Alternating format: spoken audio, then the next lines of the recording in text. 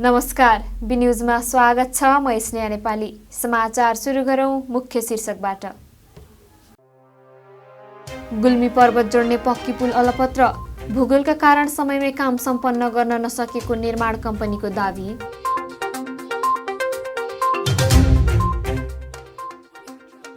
चन्द्रकोटमा जनप्रतिनिधि निर्वाचित भएको 100 दिन पूरा, नागरिकको विश्वास जित्दै।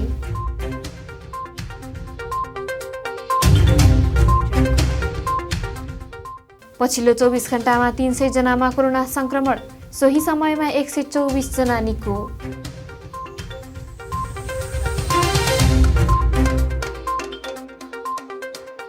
र चीनमा भूकम्पमा परि ज्यान गुमाउनेको संख्या 46 पुग्यो, 16 जना अझै बेपत्ता।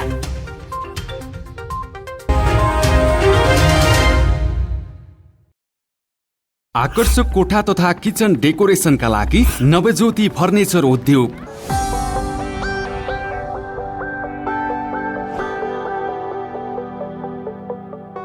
अर्डर अनुसारका पलङ, लो बेड, दराजहरू लगायत फर्निचर सम्बन्धी सम्पूर्ण सुविधाका लागि हामीलाई सम्झनुहोस्।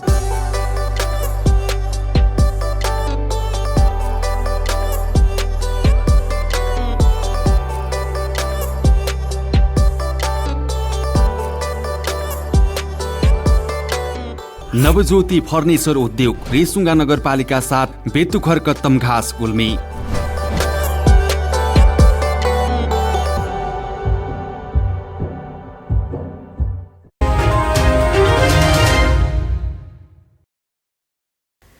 अब समाचार विस्तारमा।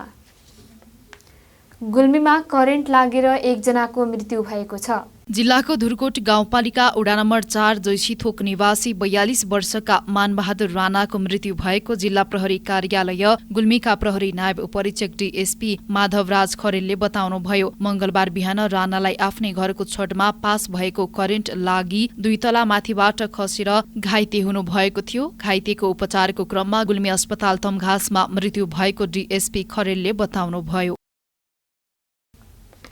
गुल्मीको रेसुङ्गा बहुमुखी क्याम्पसले आर्थिक सङ्कटकालको सम्बन्धमा जानकारी दिन पत्रकार सम्मेलन गरेको छ।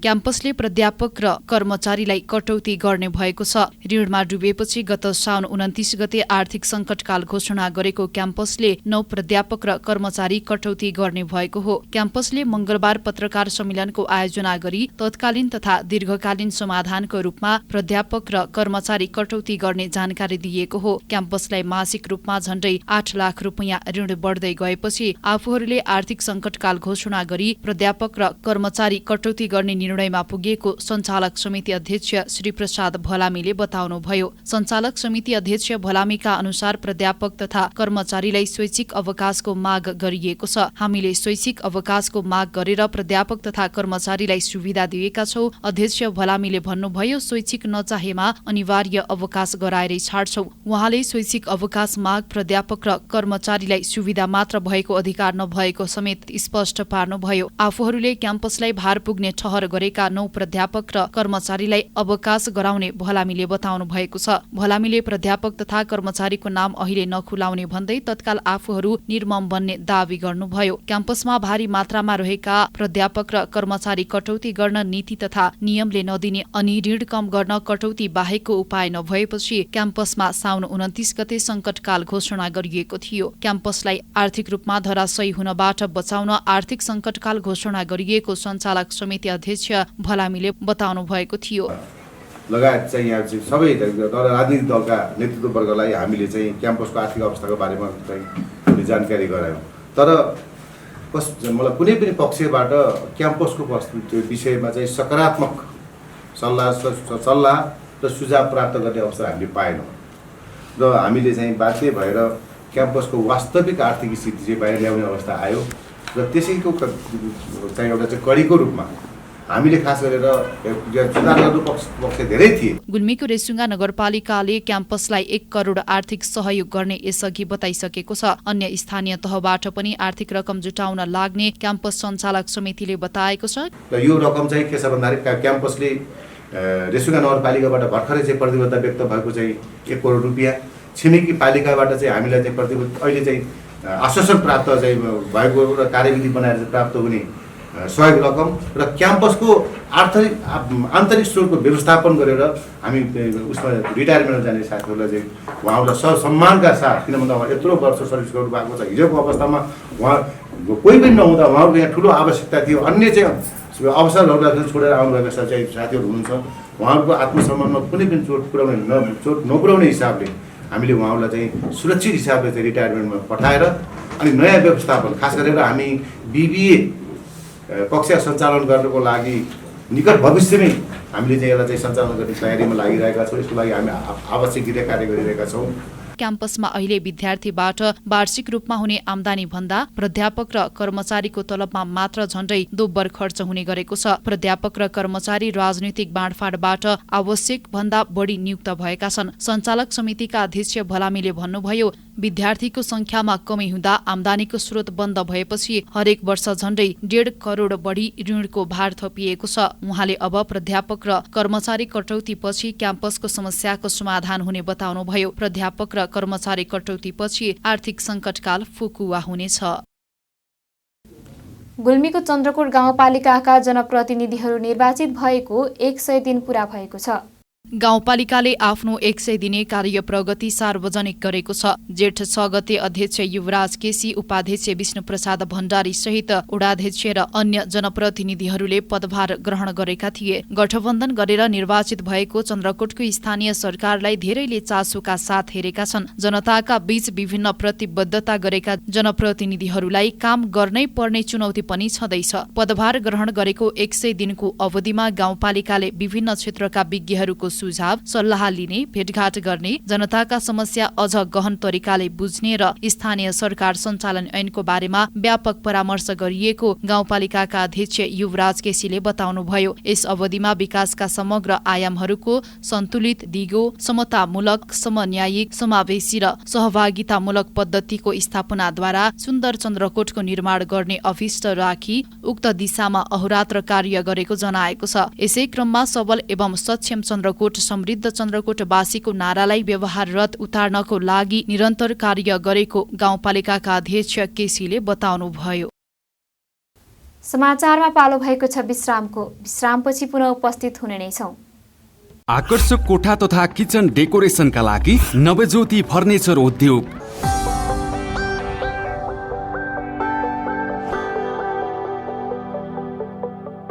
अर्डर अनुसारका पलङ, लो बेड, दराजहरू लगायत फर्निचर सम्बन्धी सम्पूर्ण सुविधाका लागि हामीलाई सम्झनुहोस्।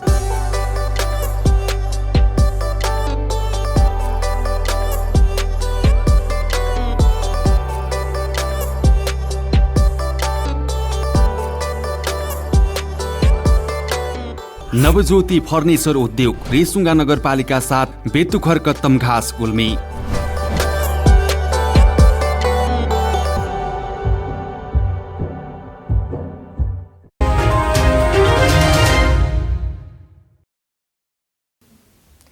विश्रामपछि पुनः स्वागत छ। अब लागौं बाँकी समाचारतर्फ। निर्वाचन आयोगले मङ्सिर 4 गते हुने चुनावको लागि देशभर 10,888 मतदान स्थल तोकेको छ। यो यसअघिको चुनावको भन्दा 132 धेरै हो। यसअघि देशभर जम्मा 10,756 मतदाता स्थल रहेका थिए। मतदान स्थल पुनरावलोकन गर्दा समग्रमा 1,123 मतदान स्थलमा केही न केही परिवर्तन गरिएको छ। देशभरका 401 मतदान स्थललाई हटाई नयाँ मतदान स्थल निर्माण गरिएको छ। मतदान व्यवस्थापनलाई प्रभावकारी बनाउन तथा मतदातालाई मतदान प्रक्रियामा सहज पहुँचका लागि मतदाताको संख्या, सुविधा एवं सुरक्षाको अवस्था समेतलाई मध्यनजर गरी केही मतदान स्थल पुनरावलोकन गरिएको आयोगले जनाएको छ। साबिकका 365 मतदान स्थलबाट सबै मतदाता स्थानान्तरण गरी 364 मतदान स्थल निर्धारण गरिएको छ भने 163 मतदान स्थलबाट आंशिक मतदाता स्थानान्तरण गरी 169 मतदान स्थल निर्धारण गरिएको छ। आयोगका अनुसार 28 वटा मतदान स्थलका सबै मतदातालाई 28 वटै मतदान स्थलमा र 15 मतदान स्थलका आंशिक मतदातालाई स्थानान्तरण गरी 13 वटा मतदान स्थलमा गाभिएको छ। पछिल्लो 24 घण्टामा मुलुकभर थप 300 जनामा कोरोना संक्रमण पुष्टि भएको छ। स्वास्थ्य तथा जनसङ्ख्या मन्त्रालयका अनुसार 4,590 जनाको परीक्षणमा 300 जनामा संक्रमण पुष्टि भएको हो। स्वास्थ्य तथा जनसङ्ख्या मन्त्रालयका अनुसार 1,981 जनाको PCR परीक्षण गर्दा 177 जना र 2,609 जनाको एन्टिजेन परीक्षण गर्दा 123 जनामा संक्रमण देखिएको छ। यो सँगै कोरोना भाइरसको सक्रिय संक्रमितको संख्या कुल 2,457 पुगेको छ। पछिल्लो 24 घण्टामा 124 जना संक्रमण मुक्त भएका छन्। चीनमा गएको भूकम्पमा परि ज्यान गुमाउनेको संख्या 46 जना पुगेको छ। दक्षिण पश्चिम चीनमा 6.6 रेक्टर स्केलको भूकम्प जाँदा अन्य केही घाइते भएका छन्। भूकम्पले सञ्चार सम्पर्क विच्छेद हुनुका साथै पहाडमा पहिरो गएको छ। गएको हप्ता सिचुवानका राजधानी चेङडुका झण्डै 2 करोड 10 लाख मानिसलाई कोभिड प्रतिबन्धका कारण घरमै बस्न आदेश दिएको थियो। भूकम्पको केन्द्रबिन्दु चेङडुबाट 246 किलोमिटर दक्षिण पश्चिममा रहेको दुर्गम पहाडी क्षेत्रमा पर्ने लुडिङ सहर रहेको चाइना भूकम्प नेटवर्क सेन्टरले जनाएको छ। सरकारी सञ्चार माध्यमका अनुसार भूकम्पका कारण यान सहरमा 17 जना र छिमेकी प्रान्त गान्जीमा 29 जनाको ज्यान गएको छ। भूकम्पपछि 16 जना हराइरहेका छन् र 50 जना घाइते भएका छन्। घाइतेहरूको उपचार भइरहेको छ। हामी समाचारको अन्त्यमा छौं। बिदा हुनु पूर्व मुख्य शीर्षक पुनः एकपटक। गुल्मी पर्वत जोड्ने पक्की पुल अलपत्र, भूगोलका कारण समयमै काम सम्पन्न गर्न नसकेको निर्माण कम्पनीको दाबी।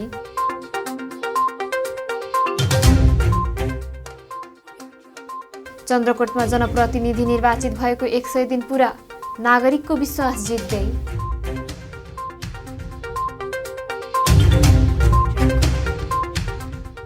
पछिल्लो 24 घण्टामा 300 जनामा कोरोना संक्रमण, सोही समयमा 124 जना निको।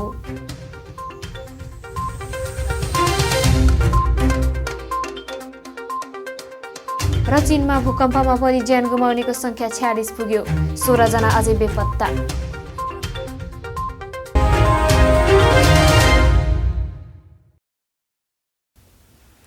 अहिलेलाई बी न्यूज सकियो। अर्को न्यूजमा उपस्थित हुने नै छौं। हेर्दै गर्नुहोला बी टेलिभिजन HD। हवस् त नमस्ते।